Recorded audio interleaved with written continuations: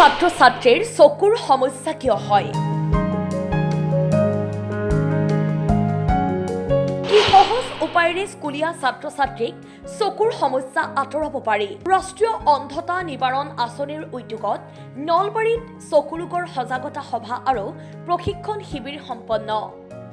ৰাষ্ট্ৰীয় অন্ধতা নিবাৰণ আঁচনিৰ নলবাৰী জিলা সমিতিৰ উদ্যোগত বৃহস্পতিবাৰে চকু ৰোগৰ সজাগতা সভা আৰু প্ৰশিক্ষণ শিবিৰ অনুষ্ঠিত হয়।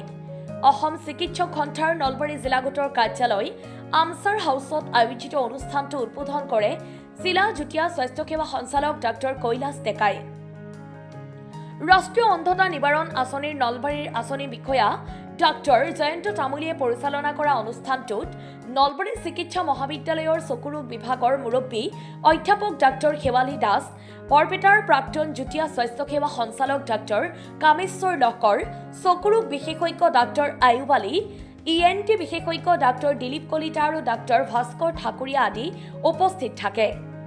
নলবাৰী চকু চিকিৎসা মহাবিদ্যালয়ৰ চকু ৰোগ বিভাগৰ মুৰব্বী অধ্যাপক ডাক্তৰ শেৱালী দাস আৰু ৰাষ্ট্ৰীয় অন্ধতা নিবাৰণ আঁচনিৰ নলবাৰী জিলাৰ আঁচনি বিষয়া তথা চকু ৰোগ বিশেষজ্ঞ ডাক্তৰ জয়ন্ত তামুলীয়ে স্কুলীয়া ছাত্ৰ ছাত্ৰীৰ চকুৰ সমস্যা, সাৱধানতা আৰু প্ৰতিকাৰ সন্দৰ্ভত বিস্তৃতভাৱে আলোকপাত কৰে।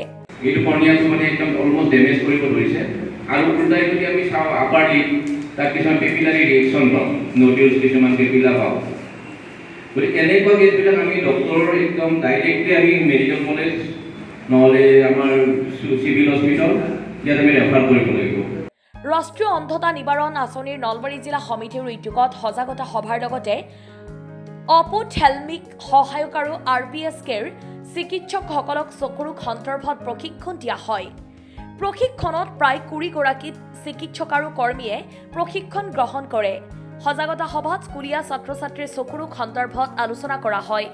ইপিনে ৰাষ্ট্ৰীয় অন্ধতা নিবাৰণ আঁচনিৰ নলবাৰী জিলা সমিতিৰ জৰিয়তে চকু ৰোগত ভুগি থকা বিদ্যালয়ৰ ছাত্ৰ ছাত্ৰীক বিনামূলীয়াকৈ চশমা বিতৰণৰ ব্যৱস্থা কৰা হয়।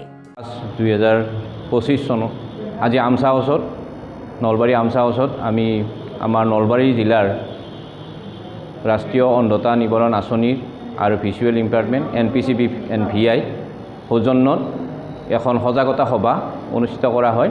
এই সজাগতা সভাত আমাৰ জিলাৰ অপথেলমিক এছিষ্টেণ্ট আৰু ৰাষ্ট্ৰীয় RBSK যিটো প্ৰগ্ৰেম আছে, ৰাষ্ট্ৰীয় বাল স্বাস্থ্য কাৰ্যক্ৰম, সেই আঁচনিৰ অধীনত থকা ডক্টৰখনক নিমন্ত্ৰিত কৰা হৈছিলে। তেখেতসকলক আমাৰ প্ৰধান যিটো স্কুল গোয়িং চিলড্ৰেনবিলাকৰ সমস্যা হয়, চকুৰ সমস্যা, সেই বিষয়ে কিছু আলোচনা চক্ৰ অনুষ্ঠিত কৰা হয় আৰু লগতে আমাৰ স্কুল চিলড্ৰেনবিলাকক কিছু পৰিমাণে আমাৰ বিনামূলীয়া চশমা গভৰ্ণমেণ্টৰ পৰা হেৰি কৰা হৈছে। তাৰ কাৰণে প্ৰতীকী স্বৰূপে আমি চশমা কেইযোৰ তেখেতসকলক দায়িত্বটো দিম আৰু ৰিফ্ৰেক্টিভ এৰৰ যিবিলাক হৈছে সেইবিলাক স্কুলত ডায়েগন'জ কৰি সেইবিলাক বিতৰণ কৰা হ'ব ভৱিষ্যতে। আৰু ইয়াৰ লগতে আজিৰ সভাত উপস্থিত থাকে আমাৰ জিলাৰ ৰাষ্ট্ৰীয় অন্ধতাৰ আঁচনিৰ মুৰব্বী doctor Kailash Deka sir joint director তেখেত, আৰু ইয়াত উপস্থিত থাকে নলবাৰী মেডিকেল কলেজৰ HOD madam professor doctor Shewali Das. আজিৰ সভাত উপস্থিত থাকে আমাৰ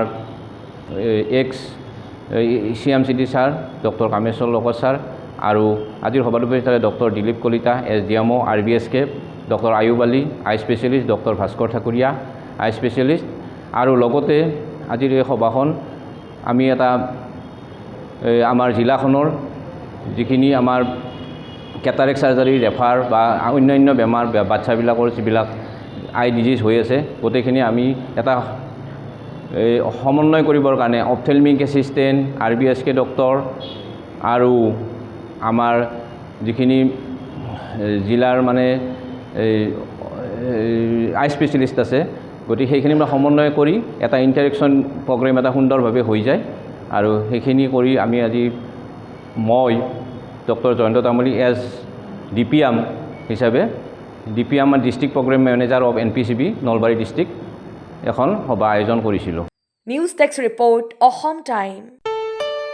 ঘৰত আনন্দ আৰু সম্পৰ্কৰ চমক বজাই ৰাখিবলৈ জৰুৰী হৈছে সকলো আনন্দময় মুহূৰ্তত মৰমৰ উপহাৰ দিয়াটো। সেইবাবে মধুশ্ৰী জুৱেলাৰ্ছে আনিছে সকলো ৰঙীন ক্ষণৰ বাবে বিশেষ গহনা। হীৰাৰে হওক, সোণৰে হওক বা ৰূপৰে হওক, শ্ৰেষ্ঠ ডিজাইনছ আৰু হলমাৰ্কযুক্ত গহনাই ৰাখে সম্পৰ্কক নিখুঁত। তেনেহ'লে আজিয়ে আনক আনন্দ মধুশ্ৰী জুৱেলাৰ্ছৰ সৈতে।